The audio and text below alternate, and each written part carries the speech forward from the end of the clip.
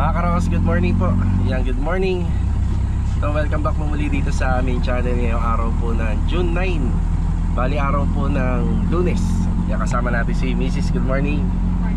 Yan, gamit natin si Honor Type Jeep. Bibili po tayo ng mga tiles para dun sa ita-turn over na natin na project sa Phase 4. So sad to say yung balita doon, talagang wala na supply. So bibili tayo ng bago.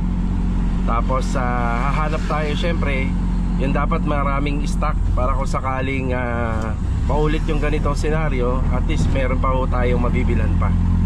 Ayan, bali ngayong araw na to bibili tayo ng tiles. Update din tayo sa mga project natin dito sa Anyana, sa Riego de Dios, at saka yung mga project natin dito sa Phase 6. Yung kahapon, araw ng linggo, meron po tayong ginawang bahay dito sa sa Phase 2. Bali nagpa-renovate po siya ng bubong. Hindi masyadong maganda yung weather kahapon, pero ngayon kita nyo naman medyo bawi na. So hanggang tanghali po tayo ron, at bibili na rin po tayo ng gagamitin para sa repair and maintenance ng bubong ni client. So ito, samahan nyo po muli kami ngayong araw ng Lunes. And enjoy watching po. Let's go. Tara. Nandito na kami ni Mrs. sa JKJ Tile Center. Yan, dito po natin binili yung mga tiles na ginamit natin sa Block 14 Lot 30 dito sa Phase 6. Yan, ito po yun. Yan, itong tiles na to non-skid siya. Tapos yung texture niya, hindi po siya kapitin ng semento. Yan, madali po siyang linisin. Yan, pang ano po talaga to, pang outdoor flooring. Yan, pang garahe. So ito na rin yung gagamitin po natin dun sa may block 23 Lot 29. Yung nabaklas natin na ipababaklas po natin ng mga tiles. So napakaraming stock po nito kasi na ano po to, bali ginawa po to ngayong taon 2025. Napakaraming stock. So ibig sabihin yung arrival, yan plain dark gray, yan ang bibili natin. Ayos na? Basta. Thank you. Thank you. Yan, okay na. 40 by 40. Tara. Yan, pagas muna tayo. Yan na.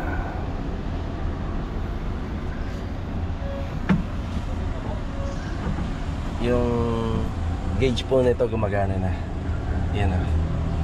Kaya hindi na tayo lagi nauubusan ng gasolina rito. Na-monitor na natin. Yan, dumaan na rin kami sa hardware ni Ma'am Melanie. Napakarami natin binili. Yan, timba ng Davis Pondo, skin coat para dun sa magkatapatan natin na project. Yan, dati bumili na rin ako niya ng timba ng Davis Pondo. Marami pa naman tayo stock dun. Yan, pang dagdag na. Pre, thank you. Salamat. Mamadali na, dami niyang customer. Kabisado mo na, ma'am. 8, 2. 8 tsaka 2, 2, 4, 6, 7, 8. Okay, okay kuya. Thank you, salamat po. Bago po tayo pumunta ng Phase 4, yan, buko muna tayo. Bayad ka na kante? Hindi pa. Yan, malauhog. Yan na. Okay, nandito tayo sa Phase 6. Good morning nga po pala sa mga client owner namin dito. So ito muna yung una kong pinuntahan. So dito natin ibababa yung 2 timba ng Davis Pondo at saka yung skim coat. So sa pagpa-primer ng ganitong unit, tapos naka PVC panel naman, kaya na ng 2 timba po yan. Kung magkulang man, may konting retouching pa habol. Yan, kay Louie, good morning. Kay Master Dino, good morning. Good morning! Good morning. So ito, matatapos na ni Louie. Kinulan lang ng isang tiles. Yung tiles na binili natin para sa Phase 4, ganito din po yan. Kuya Philip, good morning po. Good morning. Yan. Louie, kuha ka na lang ng isang tiles dyan. Isang piraso lang. Yan, ito po muna yung update natin dito. Yan, tara, doon naman tayo. Okay, nandito naman kami sa Phase 4 project namin. So babalikan na po yata ito ngayon, ngayong hapon or bukas. Bali pababaklas na po natin lahat ng tiles. Lahat yan, babayan dito kuya. Sige, kahit dyan lang po kuya. Dyan lang po, sa pinakadulo. Pinakadulo po. Tapos yung mga basura, kakarga ko na rin po dito sa Honor. Ayan. So kailangan matapos namin to ng June 10, kasi June 16 lilipat na po sila client dito. Bukas ang June 10, pero may mga ilang araw pa kami para sa retouching at saka yung mga konting installation na lang. So ayan na yung 40x40 na tiles. Pagka nabaklas naman yan, madali na po siyang ikabit, hindi naman na ganun kahirap ikabit. Kargaran natin yan, kuya. Okay, para malinis yan. After natin manggaling sa phase 4, so ito pinagpapatuloy yung project natin dito na Athena. Sa overall paint, nasa ano na po kami rito, 90%. Tapos iiwanan lang po muna, tatapusin yung mga gate. Tapos si Louie mamaya papiprestohin natin dito para dun sa hagdanan. So 2 tiles na lang po yung ikakabit ni Louie doon, at saka papatagin na lang po yung floor area sa may bandang harapan. Dito nagpipintura si Kuya Rigor. Kuya Rigor, good morning. Good morning. So ang pinagagawa ko kay Kuya Rigor dito, naka ano na po to, anong tawag dito, kuya? Flexiband. Naka waterproofing flexiband na. Pinapahira natin ng Acrytex primer. Pag natuyo yan, papapahira na po natin ng top coat na ginamit natin para dito sa exterior wall. Yan yung beige. So idadamay na natin to. Pero kadalasan turnover namin dito, may pahid lang ng waterproofing flexiband. So para magpantay na, yan, pinapinturahan natin. So ibang kalat dito, pinasasabay na po natin. Dala natin yung owner. Wala na ba, kuya? Sakto na yan. Etong mga basyo na to, wala na, boss, dito na. Dito na muna yan. Sige, sige. Ayan. Muna yan. Okay, game na. Game. Tapos dito, halos malapit naman na matapos to. Yung sa overall paint. Tapos pinapapalinis po natin lahat to kapag natapos. Tapos yung dito, pasusukatan natin kila Master Batang kapag naikabit na nila yung cabinet. Kuya, maganda ba iskwala niyan? Kasi magkakaroon ng diferensya yan. Kapag ko yung Louie, boss. Oo. Papantayin kami na dito, hindi naman na magalaw sa akin. Sige, sige. Sabi na, iwala ko lang muna yan. Okay. Huwag ko kami niyabot, mga 5 piraso lang. Kayo na bahala, mamaya pagpasok ng tanghali. 50 lang. Kuya, pakipantay yan, kuya, ha? Ano, binabarahan mo kang boss? Oo. Delivery ko eh. Baka naman mamaya mawala na sa sukat. Hindi naman. Ano naman eh. May guide. May guide naman. Sige. Binarahan ko dito lang ba? Yan, ayos na tayo rito. Tapos si Louie rito, ito na yung mga tiles. Ang una naman yung ginagawa rito, kinakat niya lang to. Tapos palilinisan na po natin to. Kapag natapos ni Louie yan, so babalik na tayo rito para sa final repaint, retouch, ang pang turnover na. Ayan, nandito naman tayo sa phase 2. Bilo, good morning. Good morning. Sa kay Adonis, good morning. Good morning. So ito yung kahapon hindi namin natapos. Yan. So napaka-importante ng mga flashing, mga karos. So ito ang magdadala ng ng bubong. Kung wala to, laging may tulo yung bubong niya. Napakalaki ng ginagampanan ng mga flashing. Tapos ito, naka-overlap na yung gutter natin. Ayusin na lang yung mga dapat sementohan dito kasi dinimolish namin to. Lalagyan ng downspout. Yan na. Yan ang weather natin kahapon. Bali yung weather natin kahapon, ang laki ng kaibahan sa ngayon kasi mainit na. Napakainit na ngayon. Yung pulidong pulidong pag-elastosil. Lahatin niya na doon. Magdagdag pa ba ako? Okay, isa pa. Idadalawahin ko na. 2 sachet. Yan na. Tapos pinapapantay ko na po yung yero. Kailangan po kasi 10 cm yung gap. Ito medyo dikit na. Nangyayari yan kapag hindi iskwalado yung pagkakagawa ng structure. Kaya nga sa asintada pa lang kailangan iskwalado na kasi lahat naman ng materialis na binibili natin iskwalado. Bubong, flashing, yan lahat iskwalado yan. Trusses, tubular, yan, tiles, lahat yan iskwalado. Yan, tatapusin na lang to, then magpo-proceed kami ng repair and maintenance pag makaluwag-luwag na. Yan, papalinis na rin po natin yan. Papawalisan natin lahat. Bali, halos tapos na po sila rito. Master Batang, shout out! Yes, Master Batang. 11-3. Ito. Yan. May na yan. Baka may gagawin si Master Batang dun. Okay, bumalik tayo rito. Yan, tuluyan ko na pong pinapatapos to kasi maganda naman po yung weather. Tapos hindi pa mainit. So, nagpagawa sa'yo dati.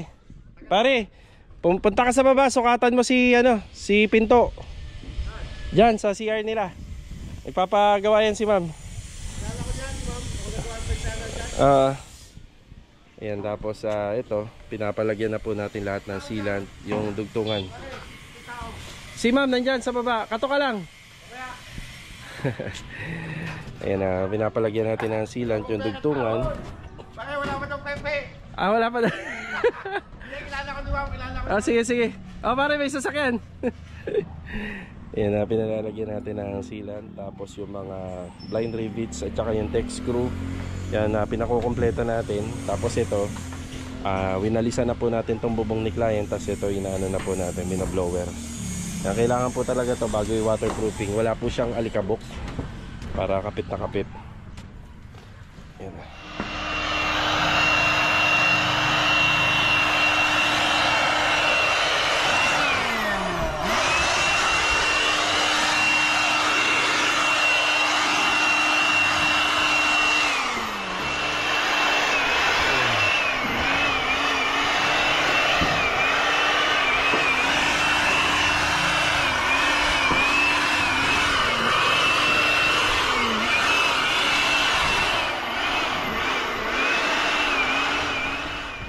Ayan, epoxy primer na. So, nalinis na po natin ng gusto yung bubong.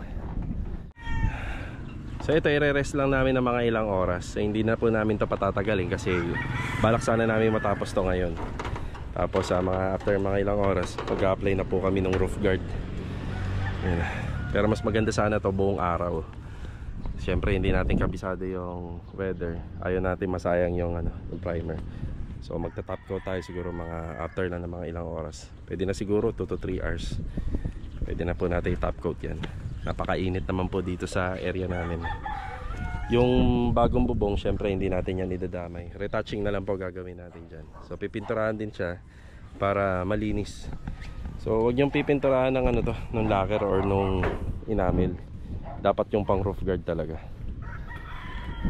Lahat po yan, pati yung bagong tech screw, nilagyan na rin namin ng mga elastos and sealant para panigurado walang tatagos. Tapos may mga konting aayusin lang kami sa mga gilid. Tapos magdadagdag din po kami ng mga tech screw kasi kita natin ang haba pero parang napaka plain lang nung long span. Kulang siya sa tech screw. Magdadagdag lang kami.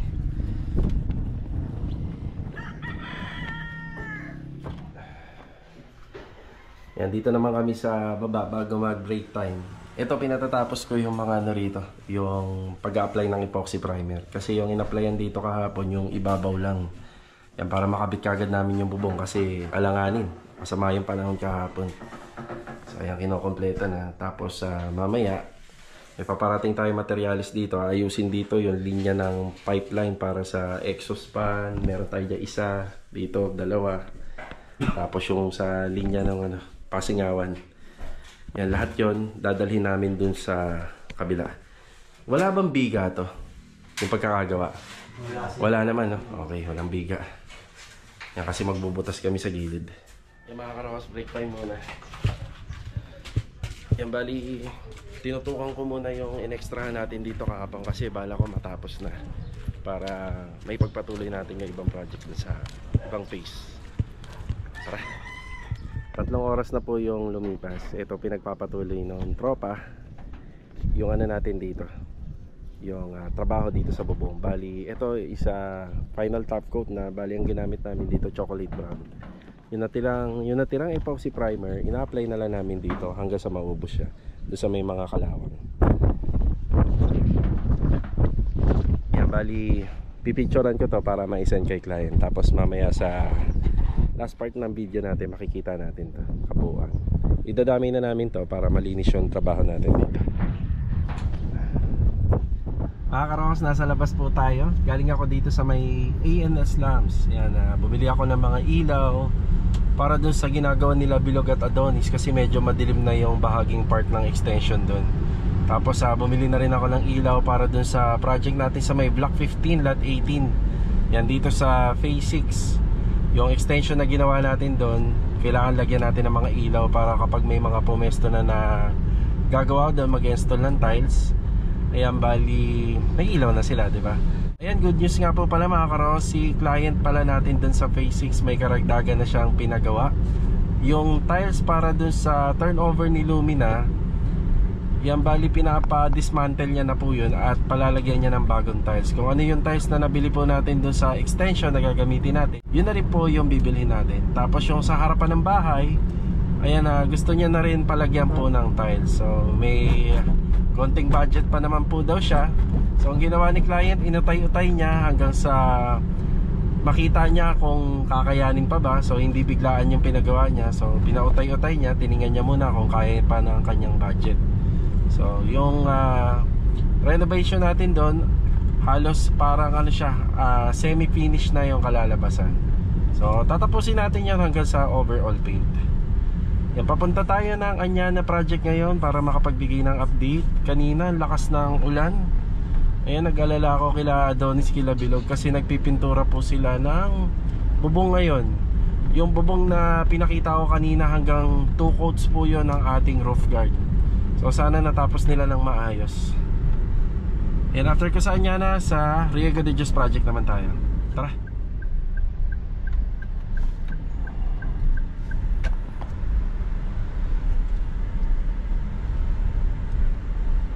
Balik kahapon mga karos, day off tayo, araw ng linggo dito. Okay, nandito na po tayo sa Anyana East. Yan na. Magandang araw nga po pala kila client owner, kila sir and ma'am and family. Ayan mga karos, batiin natin yung mga kasama natin. Siya nga po pala, meron dumating na mga materialis dito noong araw ng Sabado. Yan, yung buhangin natin umapaw uli. Kuya Ruel, magandang araw po Kuya Ruel. Yung 16mm natin, nandito sa gilid na. Okay. So ito na yung 2 meter wall height natin, no kuya? Sagad na, 2 metro. Okay, 2 metro. So bali mga karohaus, wala namang pagkakaiba yung ginagawa naming renovation dito sa Anyana East at saka doon sa Anyana Bel Air Central. Kung gaano po namin minamaximize ang mga materyales noon, medyo mas mahirap nga lang doon kasi ang renovation na ginawa namin dito banda, nagkaroon po siya ng slab, tapos nagkaroon po siya ng another second floor sa structural niya. Dito naman po medyo mas maluwag pa ng konti. Ang kaibahan lang, itong pader na to, yan, nandyan na talaga yan. Pero yun dun sa Anyana Bel Air, sa may central, so wala po yan, yung pader na yan. Yung unit na ginagawa natin dun sa Tokyo. So ito si Maxine, medyo mas malapad na po siya ng konti.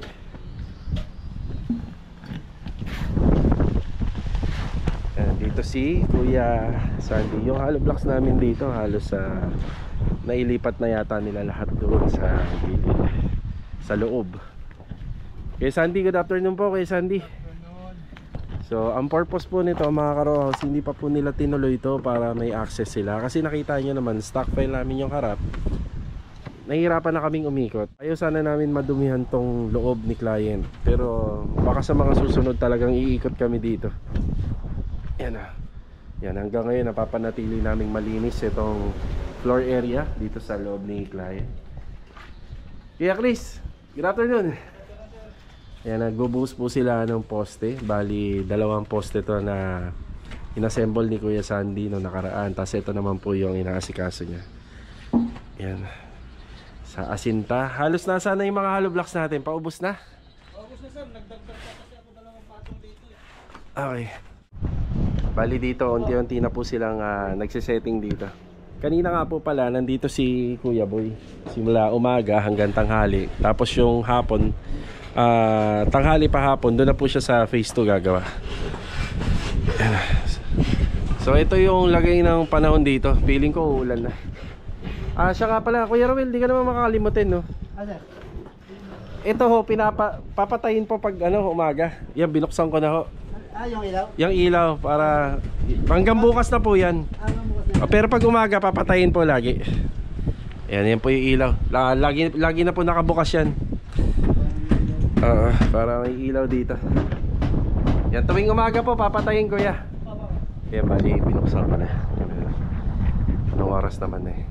Maya-maya uwian na po. So dito ang yan, maliwanag yan pagkagabi.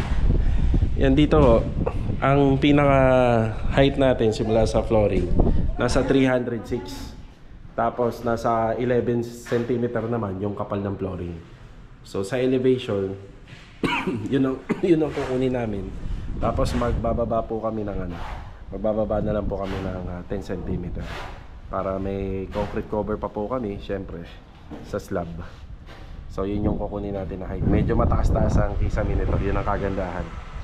Tapos ito nga po pala, yan, mag-ano pa tayo ng panambak dito. Po-provide pa tayo ng panambak dito kasi gusto ni client na nakapantay na po dito sa actual turnover. Yan mga karos, naulan na. So hahabol ako sa Riego de Dios project. Tara. Ayan mga karos, nandito na po tayo sa Riego de Dios project. So kagaya ng experience natin bago tayo umalis dun sa Anyana, ito naulan din. Yan o. Eh, inumpisa na ni Kuya Alden yung paggawa po ng ating bracing. Gamit po yung mga tubular. Yan. Yan. Bali, kanina malakas din ang ulan daw dito. Pero, yan, maswerte tayo ngayon dahil medyo patila na. Yan, kahit pa paano makakapag-vlog tayo ng maayos dito. Ayan, bali, meron dumating na 10 additional na 2x2 na tubular. Ito. So ang kombinasyon po ng aming bracing dito is 2x2 and 1x1. Yan yung kombinasyon. So dito magagamit pa po yan sa mga folded gate natin. Tapos may dumating tayo na buhangin. Nadagdagan yung buhangin natin dito. Ito na yung ginagawa ni Kuya Alden. Yan o. So bali 2x2 and 1x1. Tapos ang ano nito, ang gap nito is 5 cm. 5 cm gap. Kaya good afternoon po. Good afternoon, boss. Yan na. Bali, pabugso-bugso yung gawa natin. Oo, boss. Ulan at alan at araw. Basa na nga eh. Yan nga. Yan na. Sa hollow blocks or CHB natin. So ito na lang yung natitira. Papaasintadan pa po natin yung bahagi na yun. Bali, mataas din po yan pag inasintadaan. Siguro hanggang sakop na, hanggang taas. Plastering. Yan kanina, nagpabili sila ng pako. Yan kanina. Marvin, good afternoon. Good afternoon. Sino nag-abono ng pako? Ikaw kuya, Richard? May resibo ka kuya? Sige. 60 lang. Sige. Kaya good afternoon po. Good afternoon. Sa kay Kuya Doming. Sa kay Epoy. Yan na. Nagkakaroon na po ng forma rito. Yan. Bali yung opening nito ganyan po kalaki pagka nagpagawa sila ng sliding door. Yan na.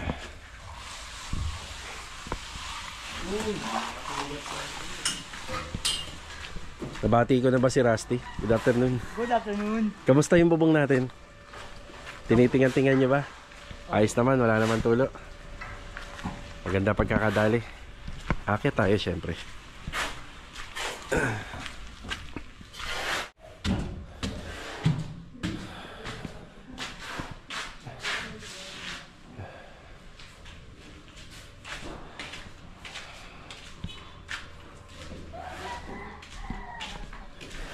Dito naman kapag talagang nagtuloy-tuloy po ang ulan, hindi naman na nangangamba na mawalan ng trabaho yung iba kasi dito pa lang sa Palitada pwede na natin ipagawa po ito. Kaya napakadami na po natin pinondong binistay. Napakadami pong pwedeng gawin dito. Ito nga po pala yung design yung ginagawa namin. Ayan na. So nagkaroon siya ng forma kahit papano. So lahat ng bintana, ilang piraso na lang. Yun doon medyo nahulog kasi nalaglag or naglandslide gawa ng umulan ng malakas kanina. Yung ganyan din po dito. Yan na, gilid. Yan ang ginagawa nating project dito sa Riego de Dios. Medyo paano-ano muna tayo rin dito, pautay-utay gawa ng yung ulan. Kalaban din natin.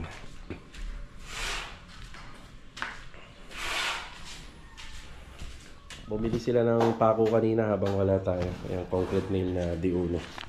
Ito po kasi yung ginagamit namin sa pagtatansi at saka din dito sa pagmumoldura. Yung mga epoxy primer natin, magagamit pa po natin yan kapag dito banda.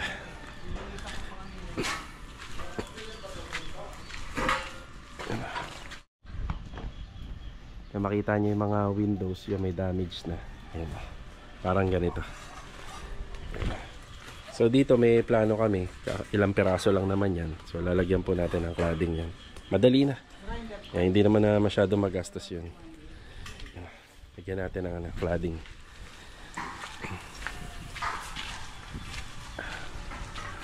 Yan, puro plastering.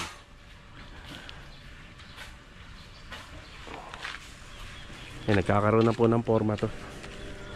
Eh, ginagawa ni Kuya Alden.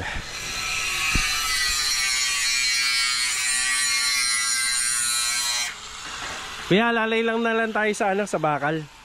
Alalay lang tayo. Yung mga 1x1 nasaan po? Yung 2x2, yun yung bago, no? Na dumating. Sige. Yan na, hindi na po namin po binilang to kung ilan na magagamit. Bali, pakonti-konti lang muna. Malalaman naman po namin yan kapag halimbawa merong isang na lang, isang span, tapos ito pala yung 1x1, ayan, 1x1 na tubular. Tapos bibilangin na lang po namin yung mga materialis. Yan po yung yan po yung design yan, yung nakikita nyo dun. Yan paikot. So ang iba ho kasi, maporma rin po kung pa horizontal. Ang kaibahan lang po niyan ay siyempre kung diyan ka mas mahihirapan pagka ganyan ang design. Kung gusto mo akyatin yan, mas mahihirapan ka sa ganang design. Pag pa horizontal kasi, makakaakyat ka, makakatawid ka, or may matutuntungan ka, may maapakan ka. Yan. Mukhang inabot ng ulan yan, kuya. Inabot ng ulan. Yan, may sinsil po yan, tapos tadpad po ng pako para doon kakapit ang semento.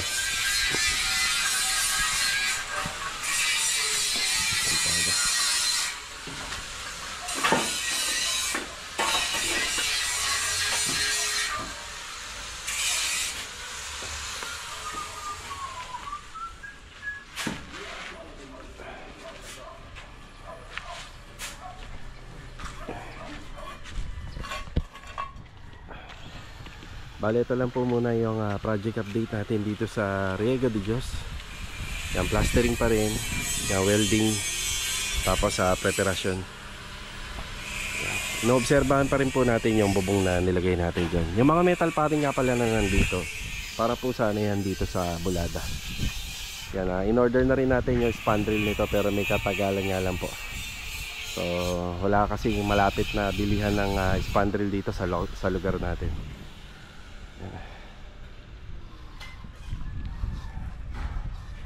So ito muna yung update dito sa Riego de Dios pa project natin. Sana kung uulan man na malakas, ayun, parang uulan na, makauwi mo na yung tropa.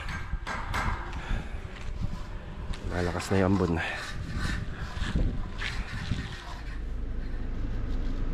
Babalik tayo sa phase 2, yung ginagawa po nila Bilog at saka ni Adonis. Nakakamustahin natin yan kasi talagang umulan na malakas kanina. So dito sa Riego de Dios project, ito kahit ganito yung panahon, tuloy-tuloy lang po yung trabaho. So kahit papano, kahit mag-uulan, magbabagyo, maapektuhan lang po kami dyan yung pag-uwi at pagpasok. Pero sa trabaho naman, kahit papano makakausad tayo. Let's go. Tara.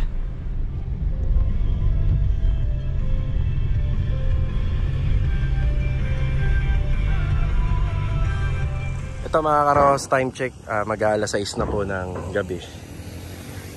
So ito natapos namin. Pero yung pagdating dun sa bago, unti-unti lang naman po namin nire-retouch ng pintura. Pero pagdating dun sa dulo, yan, hindi namin napinturahan. Bali bukas na lang, babalikan namin to. Yun lang naman talaga yung naging kalaban pagka ganitong trabaho. Ulan. Okay, tara.